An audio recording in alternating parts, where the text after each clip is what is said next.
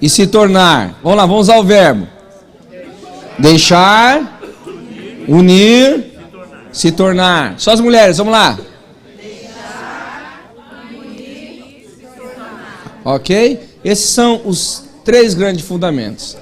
Aí, você vai ler o texto, tanto de Gênesis, você vai perceber que a Bíblia fala assim: e eles estarão nus, e não terão do que se envergonhar. Esse é o grande desafio.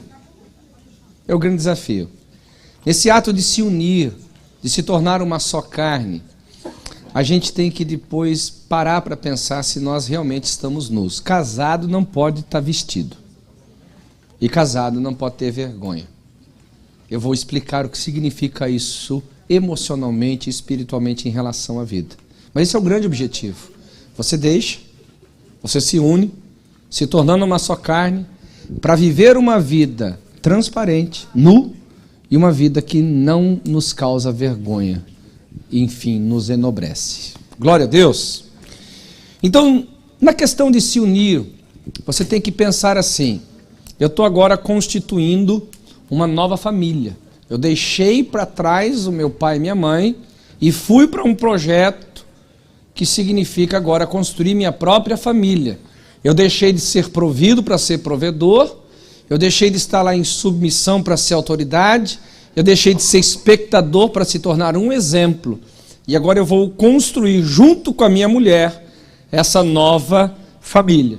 Perceberei de imediato que nós somos muito diferentes, mas que toda essa diferença pode ser e deve ser bem administrada, e você vai transformar isso não num cavalo de batalha, mas numa bênção para a sua vida. Glória a Deus. Com um pensamento básico, essencial. Não que não existam outros, você vai perceber que a gente vai aqui inserir outros. Mas o principal: eu não casei com a mulher com quem eu amei. Eu estou casado com a mulher que eu amo. Pastor, eu não poderia juntar os dois? A mulher que eu amo foi a mulher que sempre amei? Irmão, vai ser uma maravilha, né? Glória a Deus. Mas o principal não é a mulher que você amou, é a mulher que você tem que amar, é o marido que você tem que amar, e não tem conversa para isso. E aí, queridos, nós vamos enfrentar os desafios nesse ato de amar, de viver uma vida juntos, de se unir, de se amalgamar. Nós vamos enfrentar alguns desafios. O primeiro são as pressões internas. Todo mundo aqui, quando casa, leva para o seu casamento o seu homem interior, as suas pressões pessoais da vida, a forma como ele encara o dia a dia, como ele encara os compromissos, como ele encara os desafios, como ele olha para si mesmo, como ele se enxerga em Deus, como ele se enxerga em relação à vida. E é um universo dentro do homem, que agora ele vai para sua mulher vai para o seu marido, e ela não deixa isso para trás. Isso não fica na casa da mãe e pai. Você leva consigo o seu homem interior. Você leva consigo os seus traumas, você leva consigo os seus problemas, você leva consigo as suas dificuldades, e precisa se unir à sua mulher. Então você vai ter que lidar com essas pressões internas, senão você vai ter dificuldade de se unir. Você vai ter que aprender a ser um homem interior, ou ter um homem interior saudável. Isso é para ambos, ok? Lembra que hoje é uma aula mais introdutória, né? E a gente vai mergulhar nisso com mais profundidade amanhã. Bem, todos nós, quando estamos nesse processo de nos unir à nossa mulher, né, ao nosso cônjuge, a gente tem as lutas externas. E parece que o apóstolo Paulo nos advertiu, mas nós não queríamos ouvir. Queria vos poupar de tribulação, mas a gente tirou esse versículo ao se casar, não é verdade? Parece que todos os problemas internos, associados aos externos, e elevado à 10ª potência, acontecem no casamento, não é verdade? Né? Todos nós. E aí imagina, cara, é um com as suas pressões internas, juntando com o outro com pressões internas, juntando com o outro que tem pressões em relação à vida, com o outro que tem relação à vida, e mais o problema de estar junto, o problema de se amalgamar. Irmão, casamento é um ato de fé. Casamento é um ato de fé. Fé, de fé, de fé, de fé, de fé. Se você não tiver fé suficiente, não case, por favor. Porque se você for parar a pensar, se esta condição do homem, lembra quando Jesus foi erguido sobre casamento? Mateus 19. Quem lembra desse texto aqui? Diga amém. Uns dois aqui, mas eu vou lembrar para vocês. Os fariseus perguntaram para Jesus se era lícito o homem divorciar da sua mulher por qualquer motivo. Jesus falou assim, não.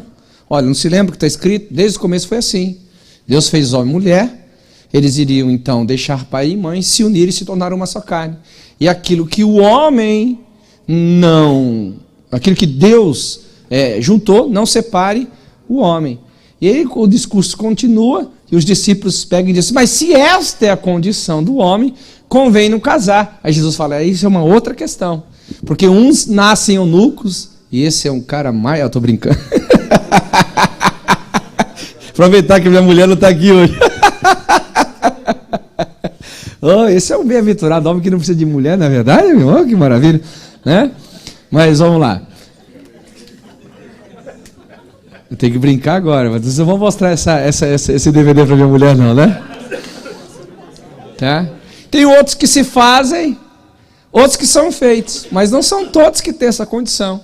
Então, se ele não tem nenhuma dessas três, ele não nasceu assim. Ele não teve coragem de se fazer assim. E ninguém o fez assim, ele precisa de mulher. E se ele precisa de mulher, então que ele não se separe.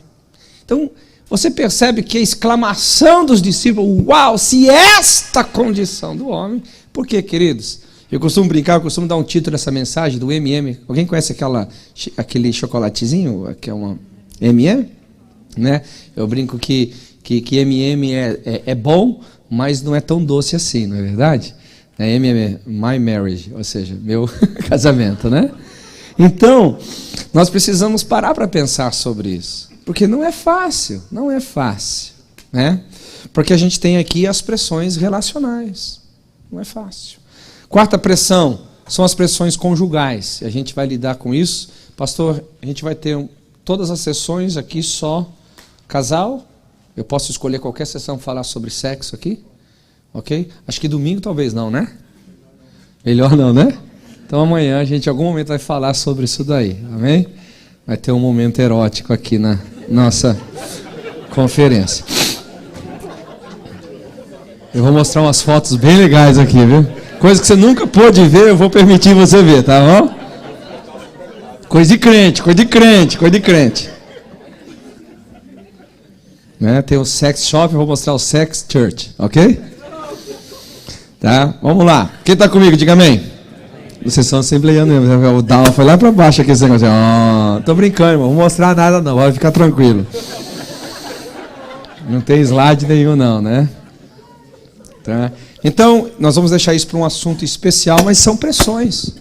São pressões.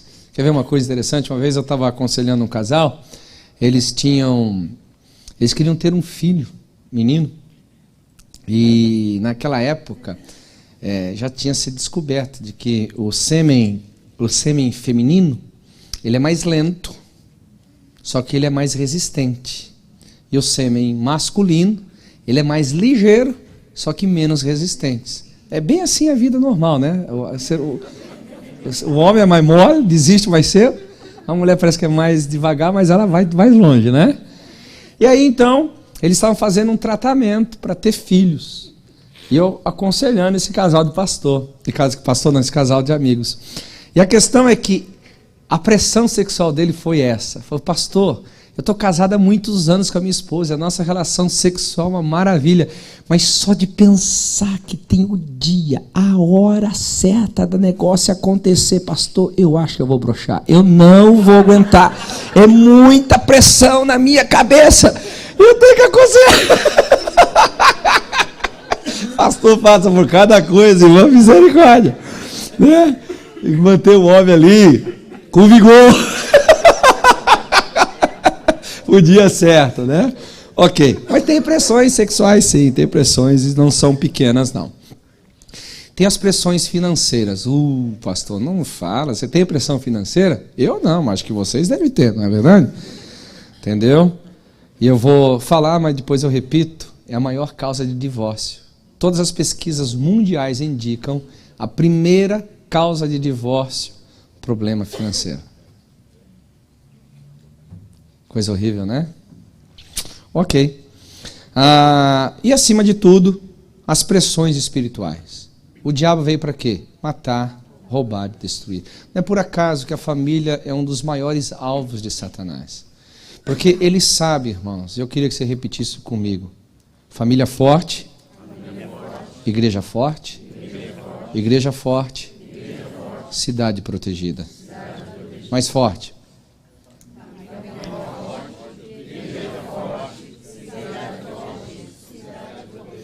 Então, se o diabo quer destruir uma cidade, ele começa de que forma? Destruindo as famílias, que não vão construir uma igreja forte, porque o único que pode prevalecer na cidade contra as obras do inferno é a igreja. Jesus disse, a minha igreja as portas do inferno não prevalecerão contra a minha igreja. E uma igreja constituída de famílias fortes é muito poderosa, extremamente poderosa na cidade. Então as pressões espirituais no casamento são muito grandes, a gente vai tocar neste assunto. Agora, eu quero dar um jump aqui na nossa conversa, para não ficar tão forte a nossa aula introdutória aqui. Não é bem uma aula, né? Nosso encontro introdutório aqui. Tudo isso que eu falei até agora, eu quero pegar um ponto específico para a gente conversar essa noite, que é a boa comunicação. É a chave para a gente resolver muitos, mas muitos de tudo que eu falei até agora. Abra comigo a sua Bíblia no livro de Colossenses, capítulo 4, versículo 6. Colossenses, capítulo 4, versículo 6. Quem já achou, diga amém. Amém. A vossa palavra seja sempre o quê? Agradável, temperada com sal, para saberdes como deveis responder a cada um. Irmãos, nós fomos criados seres sociais. Nós fomos criados como seres sociais. O próprio Deus foi quem decidiu, não é bom que o homem viva só. E na nossa humanidade, o veículo mais importante que a gente tem é a comunicação, principalmente verbal. Pastor, existem outras comunicações? Lógico, existe o WhatsApp, existe o Instagram, existe o Twitter. Não, lógico que existem outras comunicações, né? A comunicação verbal, a comunicação corporal, a comunicação emocional, enfim. Mas a principal de todas é a comunicação verbal. Porque na realidade, o que a Bíblia fala? A boca diz o que o coração está cheio. Por exemplo, você já parou para pensar que Deus pensa? Não, né? A maioria de nós crentes não paramos para isso. Quando vocês forem estudar teologia comigo, vocês vão aprender sobre isso. A Bíblia fala que os meus pensamentos não são os vossos pensamentos. Deus pensa. Os meus pensamentos são mais elevados do que os vossos pensamentos. Deus pensa. Agora, como saber o que Deus pensa? Como descobrir os pensamentos de Deus? Simples. Quando Deus fala, você entende o que Ele está pensando. Na realidade, a palavra que sai da nossa boca é como se nós nos abríssemos para que as pessoas conheçam quem de fato nós somos. E num relacionamento, principalmente conjugal, o conversar é extremamente importante. Logo no começo do meu casamento, um dia eu cheguei em casa e a mulher disse assim, já tenho a solução para o nosso casamento. Falei, o que é? Falei assim, vou construir um púlpito em casa. Falei, não estou entendendo a brincadeira. Falei, qual que é a brincadeira? Falei, eu vou construir um púlpito em casa. Falei, mas qual o motivo? Porque no púlpito você fala tudo. Eu conheço seus sentimentos, eu conheço o que você pensa, suas brincadeiras. No púlpito, você se transforma. Em casa, ó, esse negócio aí, ó, não fala nada. Chega calado, sai calado. Eu falei, ô santa mulher de Deus, deixa eu te falar uma coisa. Eu estou cansado de falar. Quando eu chego em casa, eu não tenho mais palavras, não tenho mais musculatura. Está flácida, a musculatura. Está flácida. Eu preguei o dia inteiro, eu ensinei o dia inteiro, eu fiz reunião o dia inteiro. Falei, pois é, e eu fiquei aqui o dia inteiro, sem fazer reunião, sem falar com ninguém, sem falar nada com ninguém. E eu preciso conversar. E eu não quero só ficar ouvindo, ou falando. Eu quero conversa, diálogo. Eu falei, tá bom. Construa o púlpito. Em outras palavras, o que minha mulher estava pedindo? Comunicação. Eu preciso falar com você, eu preciso me expressar. Então, nós, seres humanos, precisamos de mais. Aliás, uma das coisas muito interessantes, e a gente vai daqui a pouco entrar nesse assunto, nos Estados Unidos, uma das primeiras grandes diferenças que eu vi do Brasil para os Estados Unidos é como o americano tem facilidade de se expressar. Porque desde criança, estou vendo meus filhos. Meus filhos, desde cedo, estão com as opiniões formadas. Já estão formatando na escola. Eu que não tomo cuidado e fico ali atento, não, senão daqui a pouco o menino chega pronto em casa. Alguém está entendendo o que eu estou falando ou não? Porque aqui se ensina você ser um indivíduo, você ser alguém, você pôr para fora o que você pensa, o que você não pensa, o que você sente, o que você não pensa. Isso é importantíssimo para a vida. Lá no Brasil, cala a boca, menino! Por que está chorando? Engole o choro agora! Não é assim? Quem foi criado assim? Levanta a mão. Perdoa seu pai agora, perdoa sua mãe agora. Aproveita para isso aí, amém? Tá? E a gente acaba levando isso para o casamento. Então, seja a vossa palavra o quê? Primeira coisa, seja a vossa palavra. Então, primeira coisa que eu tenho que me responsabilizar por falar. É minha responsabilidade diante de Deus. Eu tenho que ter essa iniciativa. Eu tenho que crescer. Eu cresci e qualquer um aqui pode crescer. Irmãos, eu era tão envergonhado. Aliás, eu ser um pregador é um milagre maior do que a ressurreição de Lázaro. O dia que eu recebi a profecia que eu seria um pregador, eu entrei em Cristo. Foi a profecia mais terrível da minha vida. O profeta veio, é isso que te digo, você vai ser um pregador do evangelho, você vai viajar do norte, do sul, do leste, do oeste, você vai cruzar o mundo pregando o evangelho. E aí eu fiquei espantado assim, creia, eu falei assim. Irmãos, eu era tão tímido. Lembra aquela canção que cantava Deus, ano velho, feliz ano, lembra isso aqui? Era o tormento para mim. Eu me escondia atrás da geladeira. Eu não tinha, eu era um bicho mais do que do mato, era da selva. Lá da selva desconhecida da Amazônia. Meu relacionamento era muito ruim. Então, eu venci isso no púlpito. E agora eu tinha que vencer isso dentro de casa.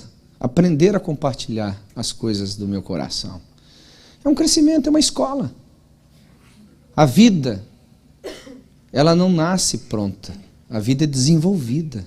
E você entendendo dos valores, por isso eu gosto de começar as minhas primeiras reuniões falando forte sobre a importância do casamento, as bases do casamento. Porque isso nos traz uma seriedade e mostra que a gente tem que tomar isso como força mesmo. A Bíblia fala que quem age com força toma o reino para si. Não dá para ser aqui devagar, quem quer mas não quer, quem está afim mas não está muito afim. Não, tem que pegar para valer. Eu tenho que crescer. Então, a vossa palavra, você tem que se responsabilizar em ter atitude de falar. Agora, não é só falar, mas é como falar. E aqui, principalmente nós, os maridos, já estamos traumatizadíssimos no nosso relacionamento com a esposa. Eu tenho certeza que 99,99% já ouviu o que eu vou dizer agora.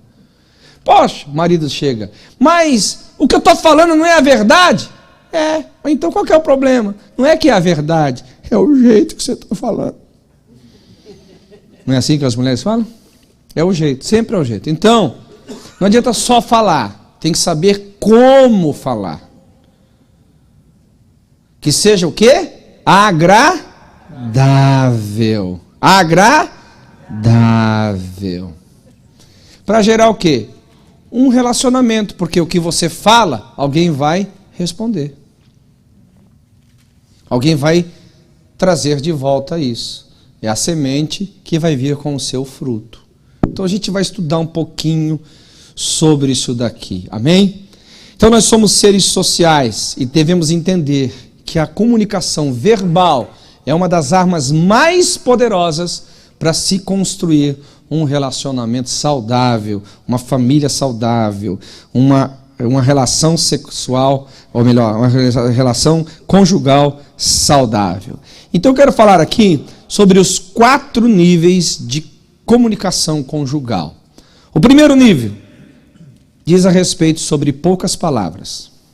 Geralmente os casais permanecem aqui, poucas palavras. O que são as poucas palavras? E aí, como é? Tudo bem? Como foi seu dia? Foi bem? Trabalho, como é que foi? Como foi lá na escola? Como foi o culto? Foi tudo bem? Não, foi tudo legal, tranquilo. E tá... Para por aí. A maioria dos casais ficam aí.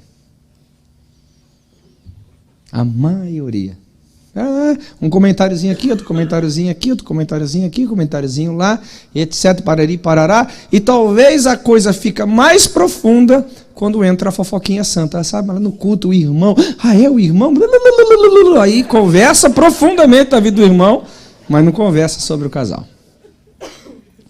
A maioria fica aqui nessas conversas superficiais. Eu chamo aqui no relacionamento de poucas palavras.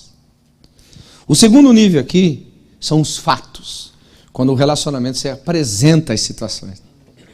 Acho que todo mundo vai se identificando aqui. Você não chega só para conversar, essa situação, aquela situação, mas isso e aquilo, e etc. A gente vai apresentando, apresentando. E a maioria dos relacionamentos ficam aqui. Ou você está com as poucas palavras, ou só apresenta os fatos. Só precisa fazer aquilo, precisa fazer aquilo outro. Deixou de fazer aquilo, deixou de fazer aquilo outro. Olha aquela situação, olha essa situação.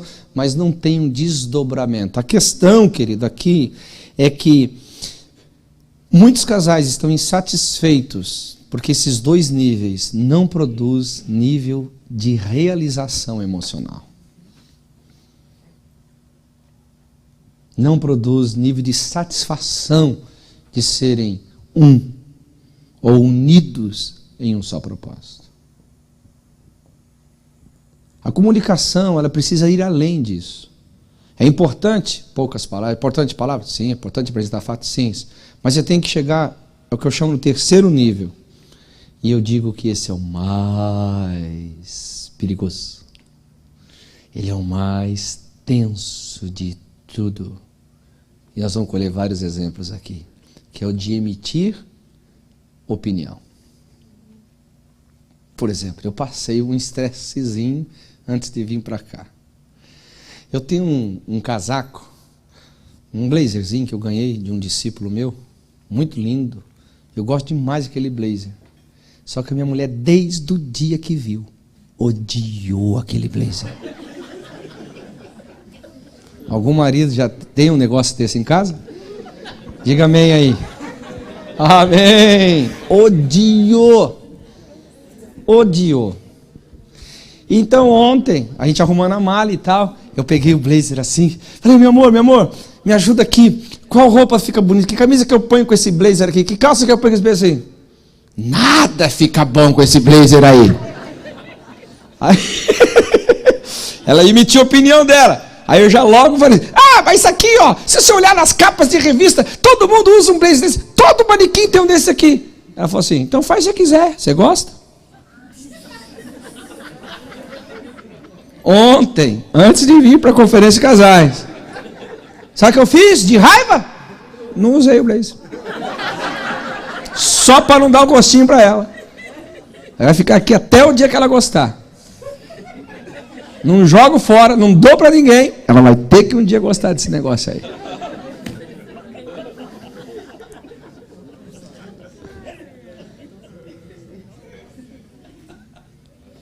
Quando você emite opiniões, você pode causar esses estresses e outras coisas. Mas, gente, relacionamento é assim.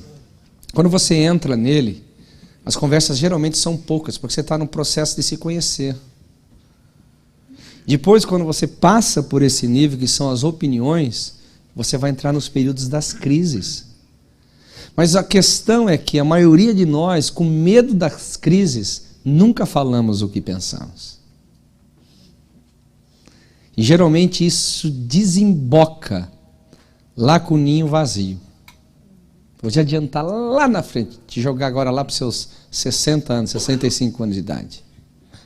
Geralmente, eu particularmente já peguei muitos casais assim, o filho casa, agora só está o marido e a mulher dentro de casa. Aí um olha para o outro e fala, bem, já que o filho foi, eu também vou. Mas como assim? Que história é essa? Agora que a filha foi, também vou. Mas que história é essa? Que síndrome é essa do ninho vazio? É que na realidade o que unia o casal era o filho. Eu já ouvi muitos casais falarem isso. Falam assim, sabe de uma coisa? Assim. Mas você nunca me falou, você nunca me deixou falar, você nunca deixou eu exprimir minha opinião, você sempre me censurou, você sempre me cerceou, você sempre sufocou as minhas opiniões. Então eu resolvi me omitir para permanecer casado. Acho que eu estou revelando muita gente, eu tenho que dar uma revelação que pega menos gente aqui. Nós temos muito medo, nós temos muita dificuldade de exprimir nossa opinião, mas tudo começa de nós. Lembra das pressões internas? Por que nós temos medo de exprimir as nossas opiniões? Porque nós somos inseguros e temos medo da rejeição. Então, se eu tenho medo de não ser aceito, eu não me exponho. Se eu tenho medo da discordância, eu não me exponho. Se eu tenho medo de não ser retribuído, eu não me exponho. E você está com um câncer dentro do seu coração e que vai contaminar o seu casamento. E vai contaminar a sua família. Já pensou chegar com 65, 70 anos de idade e dizer assim, olha, eu nunca concordei com você, eu só fiz isso para permanecer casado. Meu Deus do céu, que coisa horrível, principalmente para os crentes que têm que ouvir isso, de você estar casado só pela fidelidade da aliança e não pelo prazer de estar junto. Meu Deus do céu, você não precisa construir um casamento assim. Você pode ser feliz no seu casamento e parte pela comunicação. Aliás, se você tem a sua opinião, por que você tem medo de exprimir ela? Lógico, pastor, nem tudo vem à mesa. Lógico, nem tudo vem à mesa. Nem tudo vem à mesa. Mas coisas importantes precisam vir. As suas opiniões sobre as questões da vida precisam vir. E as suas opiniões podem mudar. Lógico que pode mudar. Porque quando você exprime, você pode receber de volta e falar, não, mas eu não penso igual a você. Mas como é que você pensa? Olha, eu penso assim. Poxa, eu nunca tinha pensado dessa forma. Esse tempo atrás eu estava conversando com a minha esposa. Eu não me lembro, acho que era uma coisa de cor, de roupa assim. Aí minha mulher na vitrine assim, era cor de roupa. Ela olhou assim e falou, ai, que roupa linda. Falei, lindo? Você nunca gostou dessa cor? Nunca gostou dessa roupa? Eu falei, eu sou gente. Eu falei, o que isso tem a ver? Gente muda. Eu falei, então me avisa que você deu o upgrade. Comunicação.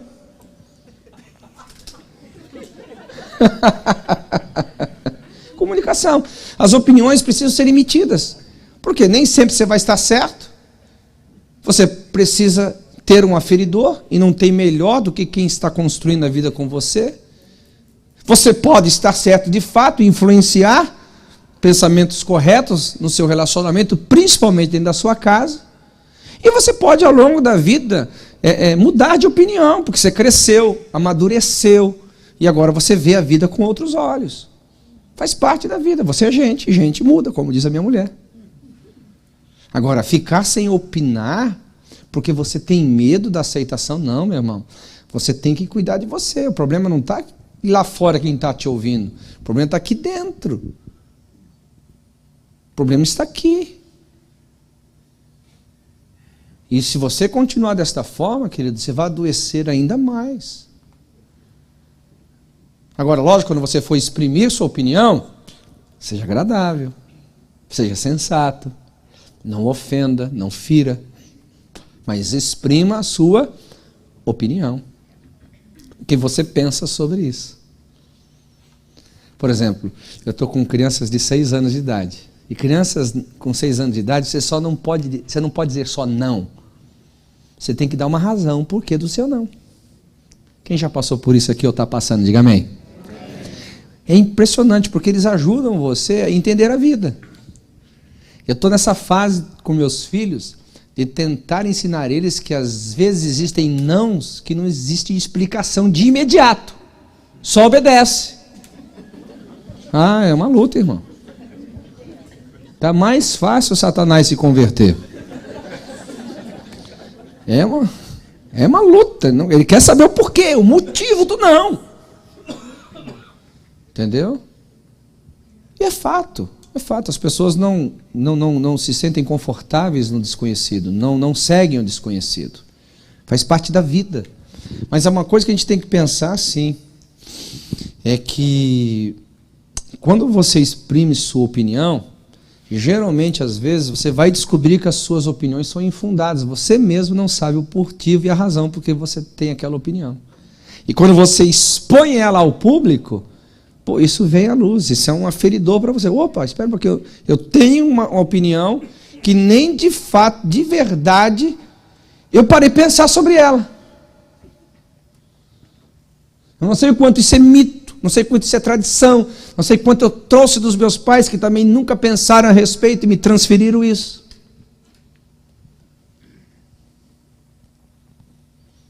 E eu já passei por várias situações como essa. Como pregador, a gente está sempre tendo um feedback. Pastor, você falou aquilo, mas por que você falou aquilo? Eu falei assim, rapaz, eu acho que eu não pensei direito, devia ter pensado que você estava aí no público, você ia me questionar.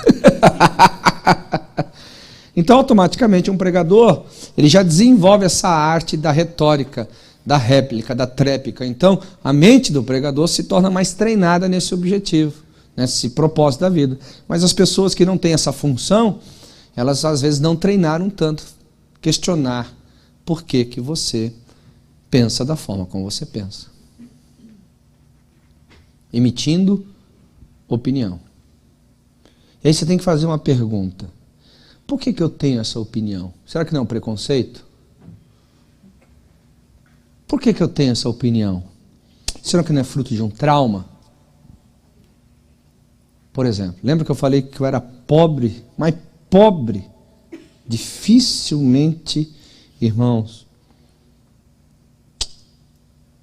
a pobreza não machuca. A pobreza dói. Dói no estômago, dói na consciência, dói na vida. A pobreza é doído. Eu me lembro quando eu casei com a minha esposa, olha só, olha como que é o ser humano. Estou eu e minha mulher fazendo nossas primeiras compras de mercado. Minha mulher pegava 2 bananas, pegava 2 mexericas, pegava 2 maçãs. Estou falando das frutas só. Ia passar no caixa. Irmão, eu ficava atrás assim, ó. Eu queria virar uma ema, com a cabeça no chão, de vergonha. A mulher falou, por que você está assim? Depois a gente fala, depois a gente conversa. Passa. Mas o que foi, rapaz, que você está assim? Passa esse carrinho, eu te falei para você passar esse carrinho logo. Tá bom, vou passar. Aí chegou em casa, por que tanto nervoso aqui? Você me humilhou. Olha que pobreza! Comprar 2 mexericas, 2 bananas. Eles vão pensar que ele está morrendo de fome, que ele tem dinheiro. Você tem que comprar um cacho de banana. Você tem que comprar uma dúzia de mexerica. Não, meu filho, isso não é pobreza, isso é inteligência. Qual inteligência? Vai estragar. Você vai chupar uma dúzia de mexerica? Você vai comer uma dúzia de banana, só nós 2? Falei, é verdade, tá certo você. Mas o que acontece? Na minha concepção, qual que é a concepção de pobre, irmão, de riqueza? É ter comida. O primeiro sintoma de prosperidade do pobre é ter comida. Fala, eu tenho comida para a semana inteira, eu tenho comida para o mês inteiro. Aleluia, glória a Deus. Essa é a primeira característica que Deus está com você, irmão. Deus entrou na sua causa, tem comida. E eu vi aquele negócio. Quem está comigo aqui? A gente tem opiniões de coisas que são traumáticas da vida, que não faz sentido. E se você não exprimir isso, se você não falar sobre isso, quem é que vai ser o seu aferidor? Quem que vai ser seu espelho? Quem vai poder te ajudar Ô criatura! Quem é que vai poder te ajudar? Se você não põe para fora o que você está pensando. Agora, põe para fora de forma agradável, não precisa ser estúpido, ignorante, não precisa ofender. Beleza? Não, beleza? Tranquilo aí quem está pegando essa palavra? Diga amém. Amém. Muito importante. Esse é um terceiro nível, opiniões. Vai ter problema? Lógico. Toda vez que você emite uma opinião, você pode bater numa contrária. E às vezes as duas estão certas. Eu tive um amigo que tinha opinião de que o tal do vinagre tinha que ficar na geladeira. Meu amigo meu, pregador internacional. E a mulher sempre foi criada que o vinagre tinha que ficar fora da geladeira.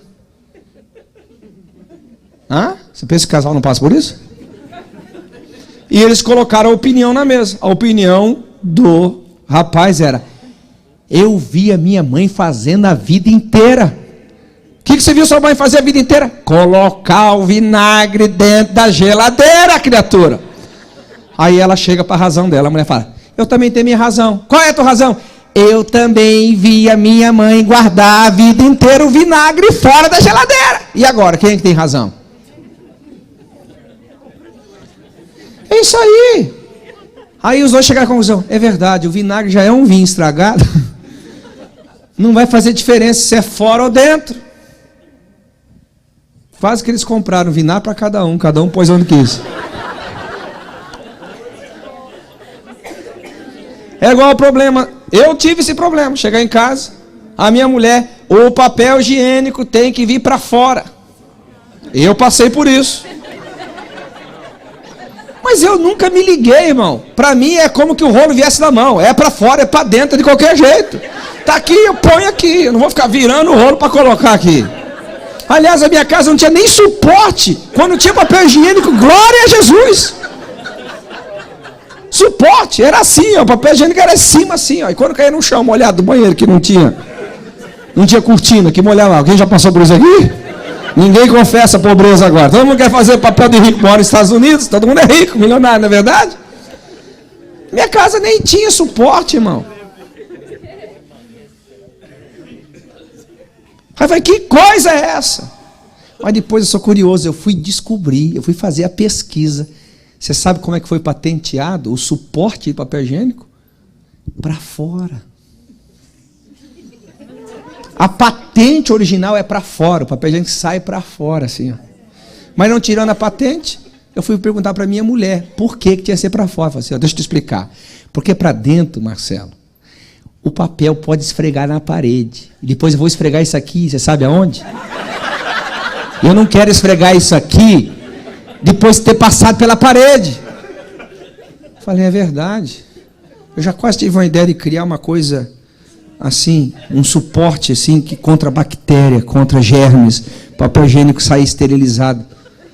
As mulheres iam amar isso aí, não é verdade? Mas ela tem razão. Tem razão ou não tem? Para pensar. É verdade, passar uma coisa que passou na parede, passar lá, não dá certo, né, irmão? Aí eu evoluí, entendeu? Eu evoluí. Coloquei o papel saindo por fora. Aí toda vez que eu pegava o rolo assim, já pensava na minha mulher. Isso, ó. Para fora. Minha mulher gosta disso. Aleluia. Aí toda vez que a minha mulher via o rolo para fora, assim: venci. Eu não estou brincando. Mas as opiniões, às vezes, elas existem, você não sabe nem de onde vem, nem de tal, nem de onde. Você não sabe de onde vem. Veio, está lá. Está lá. E todos nós precisamos parar para perguntar sobre as nossas opiniões. Se elas são verdadeiras, se elas não são verdadeiras, se elas fazem parte de um dito popular, de uma mentira coletiva, enfim. Ou se de fato ela é algo que tem que ser sustentado e ser transferido adiante. Mas pare para pensar, quanto que você exprime opinião aqui. Glória a Deus. E o quarto nível é expressar sentimentos. Esse aqui é complicado. Porque até a opinião é uma coisa. Agora, expressar sentimentos é outra coisa bem diferente. Bem diferente. Por quê? Porque a boca fala do que o coração está cheio. E geralmente quando você fala alguma coisa, por trás disso existem emoções. E é um problema sério da gente expressar sentimentos. Esse talvez foi um dos maiores problemas que eu tive no meu casamento. Porque a minha habilidade de cuidar de gente a vida inteira, 30 anos, né, irmão? Pastor, depois que cuida de gente por 30 anos, ou ele vira crente, ou ele vira cético. É verdade, eu não estou brincando não, fica cético. Porque as pessoas são muito mentirosas. Jesus dizia assim, eu não preciso que o homem, ninguém me ensine nada sobre, porque ele conhecia sobre o homem, a natureza do homem. E o problema é que as pessoas dizem uma coisa sentindo e querendo outra. As pessoas falam uma coisa, na realidade elas querem outra coisa. Isso é sobre sentimentos. Então, na minha arte de discernir as pessoas e discernir o espírito, o que aconteceu várias vezes? Isso foi bom no meu casamento com a minha mulher. Não que ela causou muitos problemas para mim, mas eu percebi que ela não tinha tanta facilidade de exprimir sentimentos e eu menos ainda. Eu tinha a arte de discernir os outros, mas eu mesmo falar sobre mim era poucas vezes. E a gente teve problema sério, tanto da parte dela como o meu. Então, por exemplo, várias vezes a minha mulher chegou para mim assim e falava assim, você quer comer o quê? Eu falei assim, não sei, qualquer coisa tá bom. Isso ofende. Ah, você quer que eu dou o quê você de presente de aniversário? Ah, não sei, qualquer coisa tá bom. Como se eu não tivesse vontade na vida. Ah, tá gostoso aqui? Tá bom. Tá. Você sabe, a pessoa que não... O sentimento está ali dentro. O que a gente não sabe é exprimir. Lembra que eu falei sobre a educação americana? Uma das coisas que é ensinado desde cedo na educação americana é você expressar sentimentos. Isso gera o ser humano mais saudável. Sabe qual é o grande problema da mídia social? Porque na mídia social você não tem o face-to-face. Então você não consegue exprimir sentimentos. Você não tem a força da situação acontecendo em loco e os seus sentimentos não vêm à luz. Gera esses loucos que a gente vê por aí hoje. Porque o cara fica doido quando ele não põe o sentimento para fora. Quantas vezes a questão da opinião não é só o que você sabe ou o que você pensa, é o que você sente. Eu não gostaria que você se vestisse assim, porque eu me sinto assim. Eu não gostaria que você falasse desta forma, porque eu me sinto assim. Eu não gostaria que você fizesse, porque eu me sinto assim. A questão é que às vezes a gente fica só na opinião, não faça. Você já exprimiu para ela o que você sente com o que você está pedindo? Não fale, você já exprimiu para ela o que você sente com o que ela fala?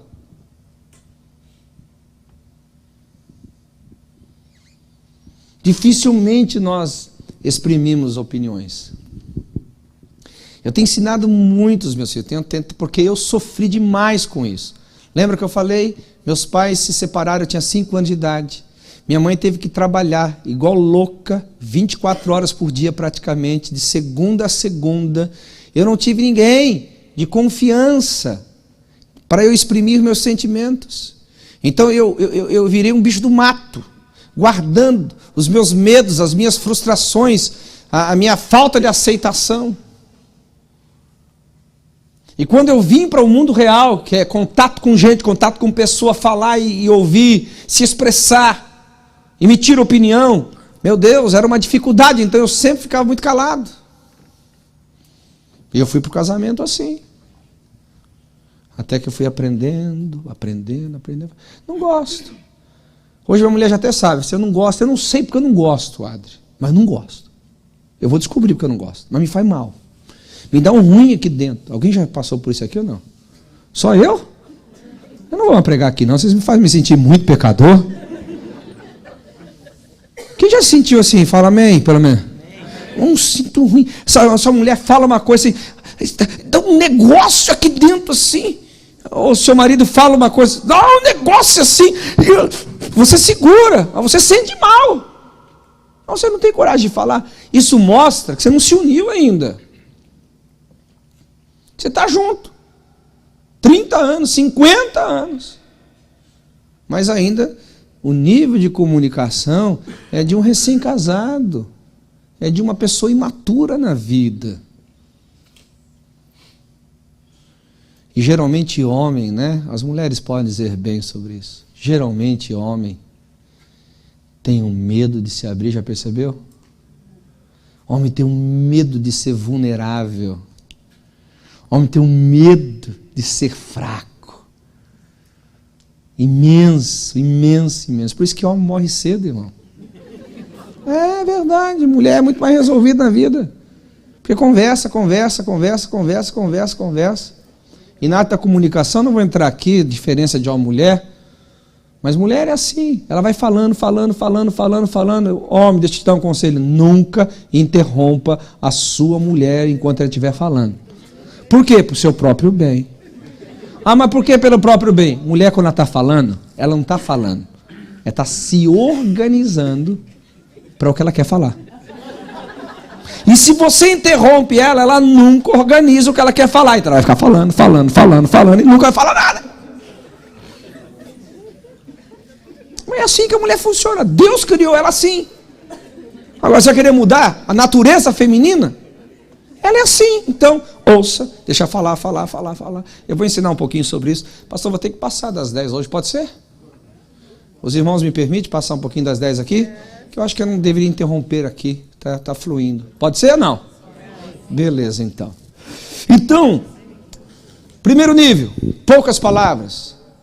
Segundo nível, emitir. Não. Segunda palavra.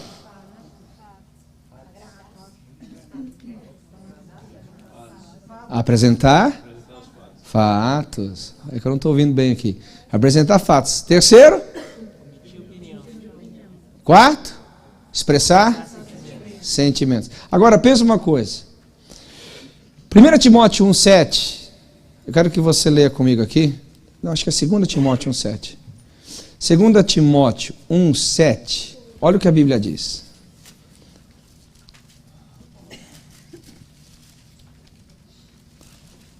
Espírito de ousadia e de moderação. Acho que é 1 Timóteo, né?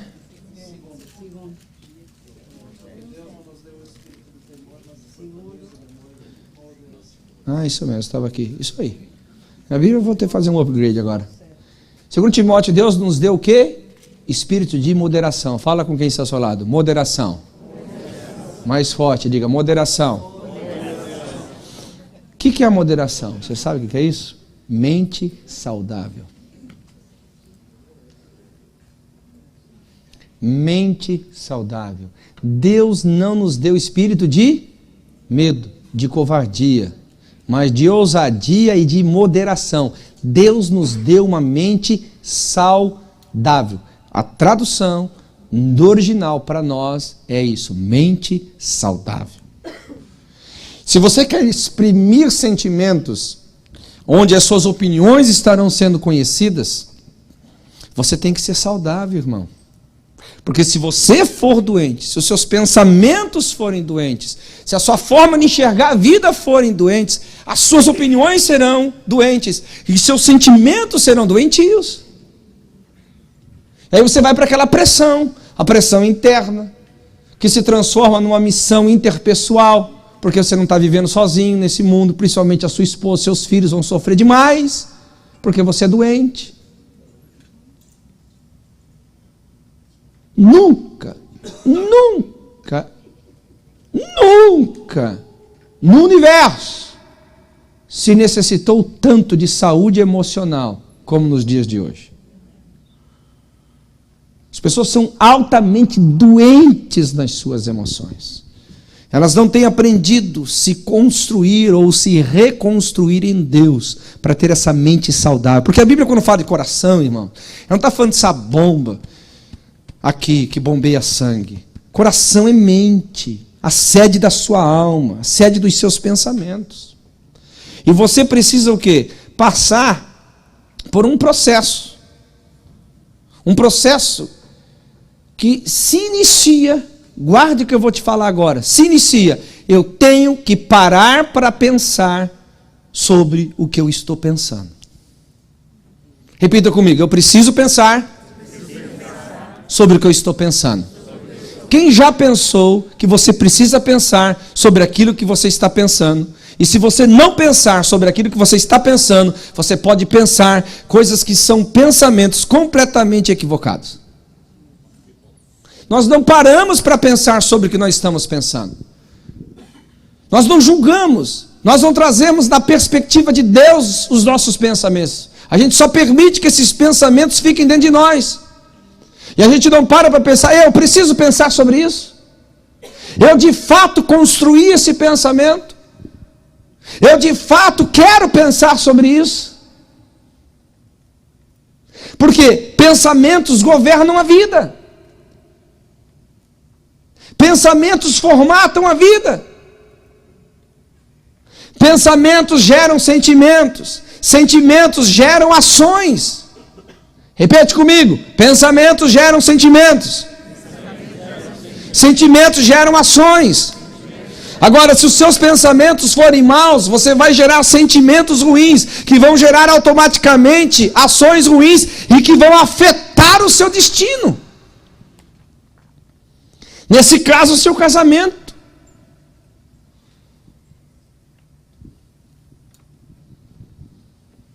Pare para pensar sobre o que você está pensando. Esse é o primeiro ponto aqui. Eu vou te falar, o dia que eu comecei a fazer isso, eu vi o quanto de bagaceira tinha dentro de mim. O quanto de pensamentos ruins. E parece que a nossa tendência é sempre pensar no ruim primeiro.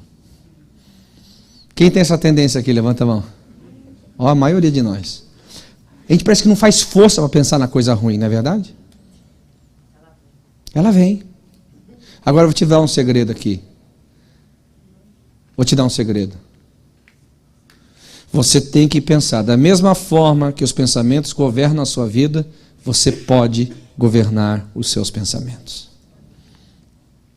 2 Coríntios capítulo 10, versículo 5, a Bíblia diz assim, tomando cativo todo pensamento, olha só, tomando cativo, repita comigo, por gentileza, tomando cativo todo pensamento em obediência a Cristo.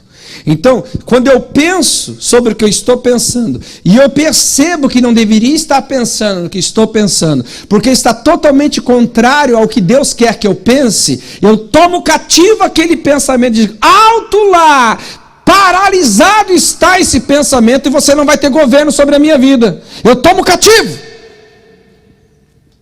Só existem duas razões para você pensar o que você não quer pensar e continuar pensando o que você não está pensando e não ter força para governar seus pensamentos. Primeiro, você está endemoniado. Endemoniado não tem governo. Possuído pelo Satanás não tem governo. Eu acho que não é o teu caso. Quem aqui é endemoniado? Levanta a mão. Manifesta o que está dentro dele agora. Não é teu caso. Segundo, você é um doido varrido. Um doido, um demente. Não tem controle dos pensamentos. Então você não deveria estar na igreja, você deveria estar no hospício. Quem aqui é um demente, um varrido, um louco, que não tem controle sobre os seus pensamentos? Levanta a mão aí. Ninguém. Então, fora isso, meu amigo, você tem o controle da sua mente. Você só não tem porque você não quer.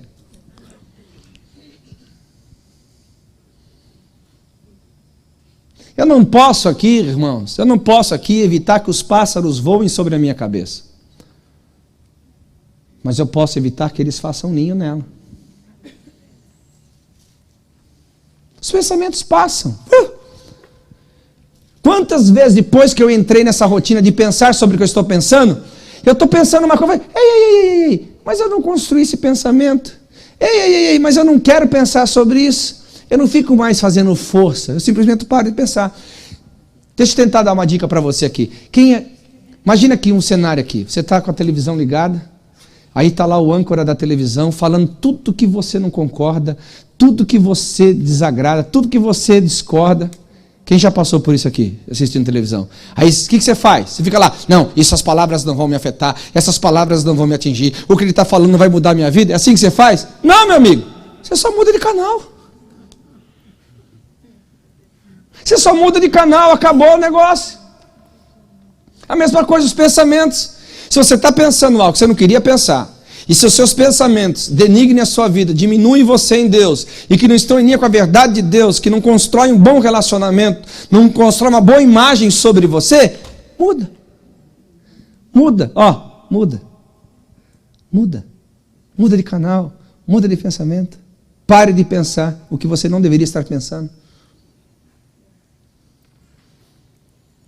Quando a Bíblia fala sobre tomando cativo todo pensamento e obediência a Cristo e destruindo todos os sofismas e paradigmas, que são fortalezas que se levantam contra o conhecimento de Cristo, você tem que entrar nesse ninho e começar a destruir pela palavra de Deus, e começar a destruir pela verdade de Deus. Como é que você faz isso? Como que você começa a entrar no governo da sua própria vida? Diga comigo, metanoia. Mais forte, diga metanoia. O que é metanoia, querido? Metanoia é a arte da transformação. Então, primeiramente eu tenho que ver, eu não posso ter o mesmo formato do mundo. Romanos capítulo 12 diz, não conformeis com este século. O que é este século? Século fala sobre um sistema operante das trevas, um sistema mundano, um sistema que não se alinha com Deus, ou seja, você não pode ter esse mesmo formato. Então a primeira coisa que passa da metanoia é aferir o que você pensa com relação ao que Deus pensa, e você tem que destruir esses pensamentos, você tem que destruir esses raciocínios. Você não pode trazer para a sua família pensamentos seculares, você não pode trazer para a sua família pensamentos mundanos, você não pode trazer para a sua família coisas que Deus nunca quis. Quando os fariseus tentaram arguir Jesus sobre o divórcio, o que ele disse? Ei, não é assim desde o princípio. Vocês estão se fiando na carta que Moisés deu, mas a carta de Moisés tem uma razão, mas não foi assim desde o princípio. Então qual foi a razão que Moisés nos deu carta de divórcio? Por causa da dureza do coração de vocês. Vocês são duros de perdoar, porque vocês não perdoaram, e para Deus dignificar a mulher, Ele permitiu carta de divórcio, mas não foi assim desde o princípio não. Agora vocês estão querendo pegar uma coisa que foi alterado no curso, para se tornar padrão. Opa, está errado. Não vos conformeis. Não importa se a sociedade acredita, não importa se o mundo acredita, não importa se as pessoas lá fora estão pensando, se Deus pensa contrário, elimina da sua mente em nome de Jesus. Fique com a palavra de Deus para o seu casamento. Fique com a palavra de Deus para a sua vida, meu irmão.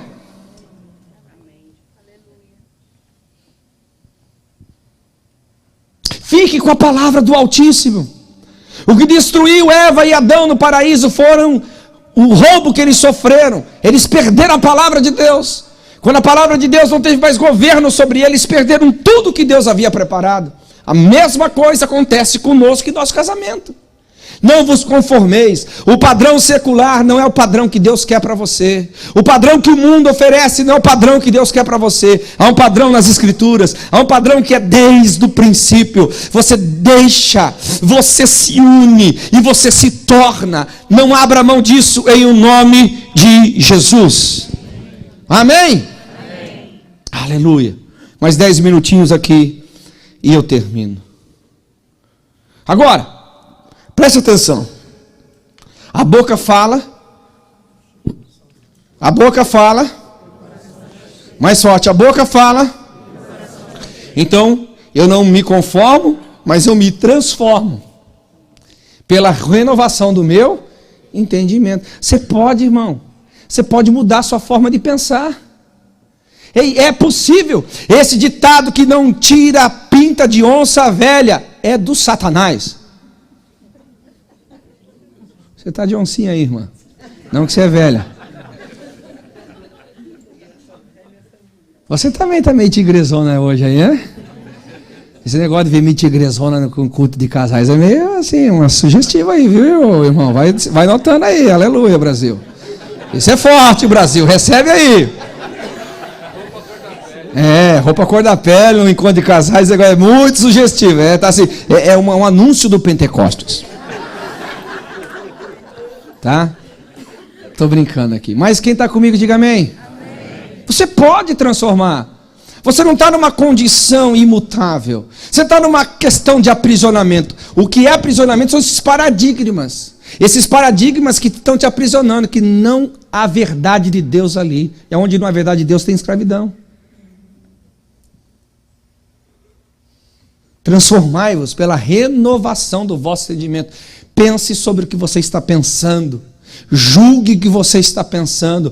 Ponha na mesa o que você está pensando. Não aceite os pensamentos da forma como eles vêm. O coração do homem é enganoso. Enganoso. Você não pode dar crédito a tudo que você pensa. Pastor, mas e se é o Espírito? A voz do Espírito não é a voz da sua alma, é a voz do seu Espírito. E outra hora eu ensino sobre isso, não é agora. São totalmente diferentes. A Bíblia fala que a palavra de Deus, ela consegue então dividir a alma do Espírito. Fale para você mesmo, eu posso. Não ouvi. Pode o quê? Controlar os meus pensamentos. Eu posso controlar os meus pensamentos. Diga mais forte, eu posso não só controlar, mas como mudar os meus pensamentos. Ok? Agora veja só. Vamos acreditar que todos nós transformamos aqui. Os nossos pensamentos deixaram de ser ruins, deixaram de estar desalinhados com Deus, deixaram de estar desalinhados da palavra, não são mais seculares, não são mais mundanos. Por que eu faço a diferença entre secular e mundano? Porque nem tudo que é secular é mundano, nem tudo que é secular é profano, nem tudo que é secular é endemoniado, ok, queridos? Mas eu acho que mesmo entre o secular e o santo, eu prefiro o santo. Mesmo o secular e o bíblico, eu fico com o bíblico, amém? Bem, vamos supor que nós já fizemos essa etapa. Crescemos nela. E eu preciso de um milagre. Opa, aí que entra a questão. Diga comigo. O meu milagre está na minha boca. A Bíblia diz em Marcos capítulo 11, versículo 22 e 23. Se eu crer e eu disser ao monte e não duvidar no meu coração. O milagre que a gente precisa não está no nosso coração. Está na nossa boca. Na nossa comunicação. Provérbios 18, 21 diz que há vida e morte no que falamos. Pastor, mas eu não acredito nesse conceito. Então deixa eu ajudar você a acreditar. Quem aqui é salvo? Diga amém. Amém. Não ouvi. Quem é salvo? Diga amém. Amém. Qual a certeza da sua salvação? Jesus morreu por você, não é verdade? Jesus pagou o preço por você. Estou certo ou não? Amém. Agora, como você tem a certeza da salvação? Eu vou te explicar como que foi. Você creu e confessou. Romanos 10. Se você crer no coração e confessar com a boca, será o quê? Salvo. Se é certo da sua salvação, sim ou não? Sim. Então você não pode duvidar desse princípio de crer e falar. Ou então você nega a sua salvação.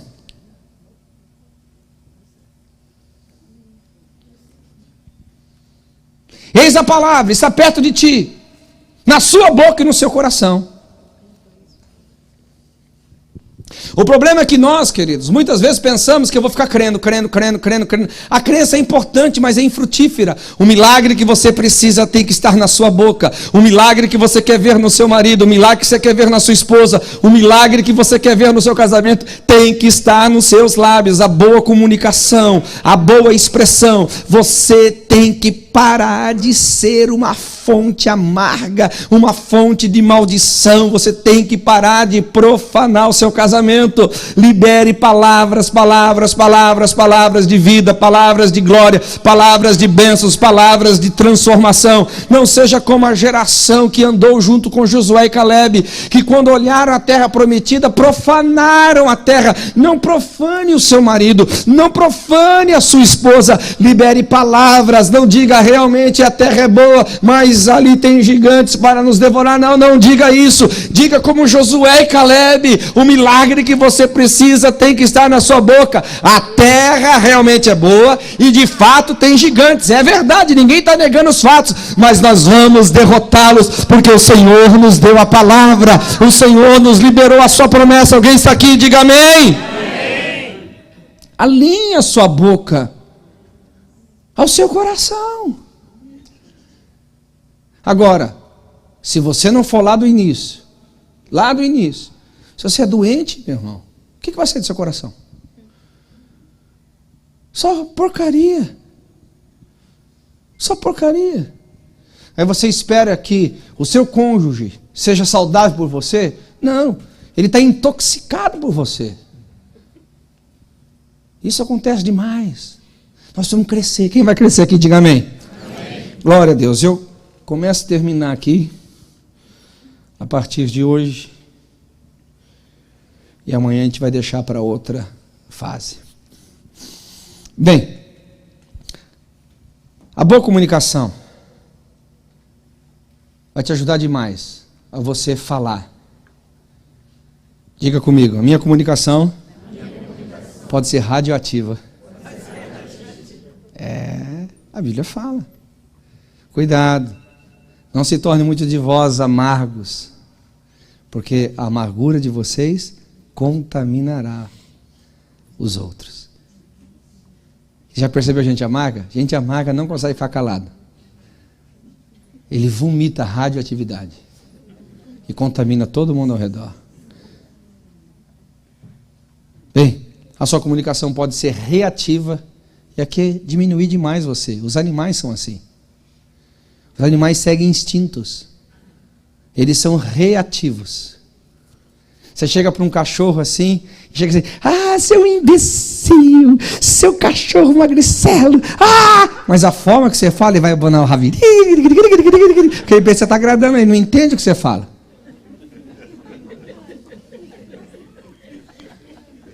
Quem está comigo aqui? Agora, você é um ser humano. Quem é um ser humano? Diga amém. Amém. Aleluia. Vou tentar de novo. Quem é um ser humano? Diga amém. Amém. O ser humano, ele tem que ser proativo. O que é um ser humano proativo? Você pensa, você analisa, você julga os fatos e se põe à disposição.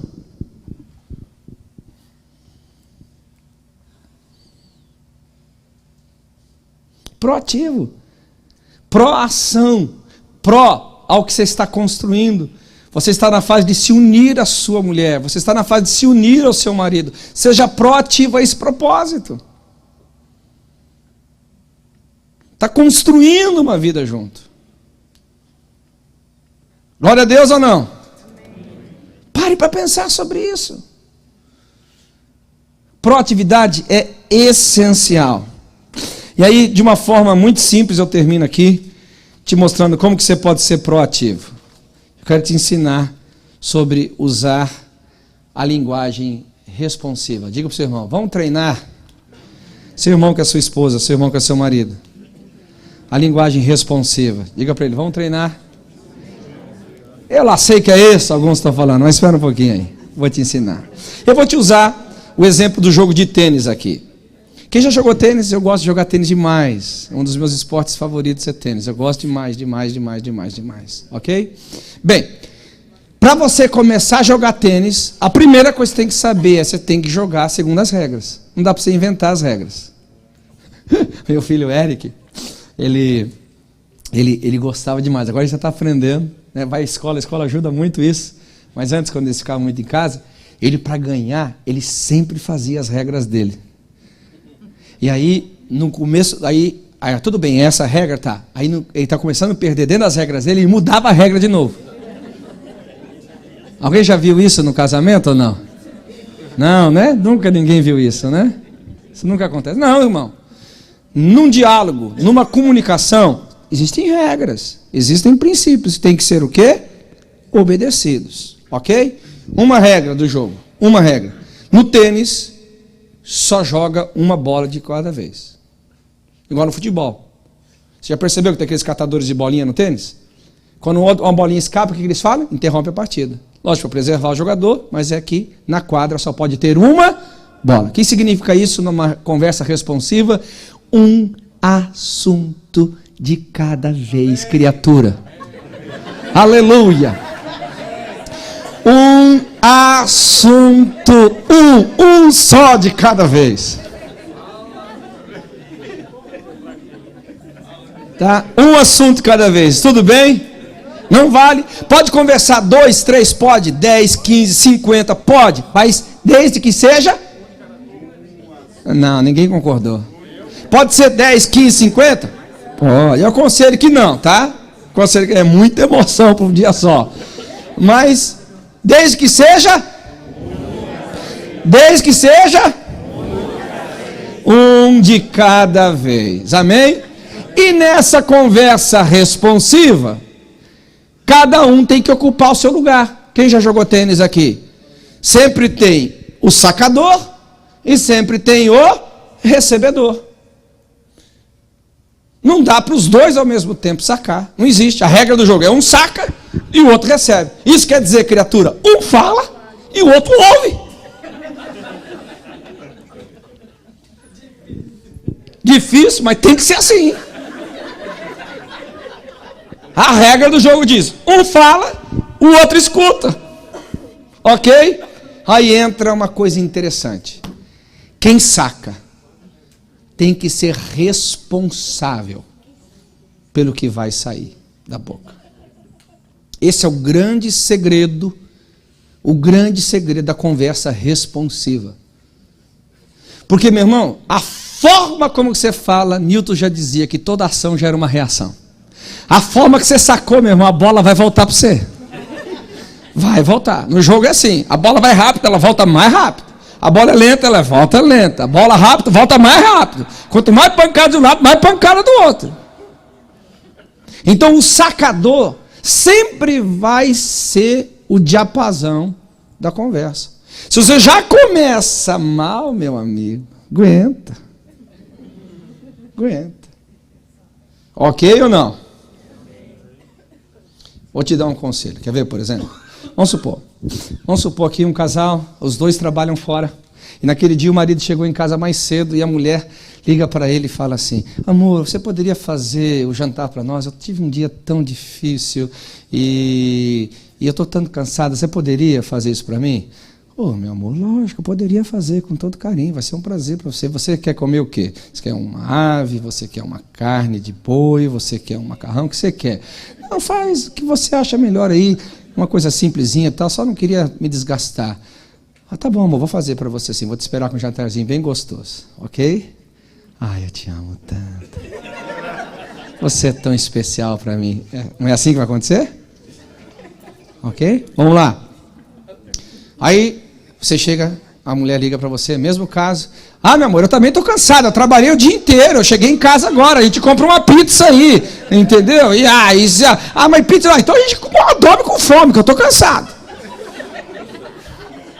Tá vendo como que você é? Trabalhei o dia inteiro. Aí começa, irmão, aí vai lá para... Quem está comigo aqui? Então, por exemplo, a conversa responsiva, vamos falar aqui, pegar a questão do sexo. Vamos supor que a sua esposa chega para você e fala: amor, eu não queria que você falasse sobre a nossa questão pessoal, sexual, diante de amigos. Aí olha com a conversa responsiva. Você chega para sua mulher e fala assim: meu amor, deixa eu ver se eu entendi bem. Você não quer que a gente fale sobre sexo na frente dos nossos amigos? A mulher fala assim: não é isso. Eu não quero que você fale da nossa intimidade sexual diante dos amigos. Agora, se for uma conversa saudável sobre sexo, a gente pode conversar. Alguém está entendendo o que eu estou falando aqui ou não? A conversa responsiva, ela sempre repete o que o outro falou para se certificar de que a mensagem foi passada. E isso feito com carinho, isso feito com amor, é muito importante. Isso abaixa, faz o teste para você ver. Faz o teste. Às vezes sua mulher ou seu marido chega assim num tom um pouco mais. Fala assim, deixa eu ver se eu entendi. Foi isso que você falou? Não, tudo bem, meu amor. Olha, então, eu te prometo, a partir de hoje, eu nunca mais vou falar da nossa intimidade diante dos nossos amigos. Ah, muito obrigado. Você me fez me sentir amada, me fez me sentir respeitada. Acabou. Isso elimina muito os conflitos dentro de casa. A conversa responsiva, ela vai ajudar você, em primeiro lugar, a ser um bom ouvinte. Ela vai ajudar você a ser um bom falador e vai ajudar você também a ser um bom devolvedor. Essa é a grande regra do tênis. Se você devolveu bem, a tendência de você ganhar a partida é grande. Porque no tênis, não ganha quem acerta mais, ganha quem erra menos. Alguém entendeu ou não? Sempre no tênis, quem erra menos ganha a partida. Então, seja na forma de falar, lembre, vai sempre voltar. Você quer ver uma coisa? A gente tem muito hábito de sempre te condenar. Ah, você tinha que comprar uma coisa no mercado. Oh, garanto que você não foi lá comprar. Oh, precisa chegar com essa condenação? Não pode chegar assim, você comprou aquilo que era para você comprar? Esqueci. Vai resolver o problema? Você comeu o fígado do cara ali na hora? Vai adiantar? Você pergunta, vai adiantar? Ele já não esqueceu mesmo? Hã? Vai adiantar? Você desabafar. Eu já te falei, toda vez é assim, eu te mando comprar as coisas, você esquece.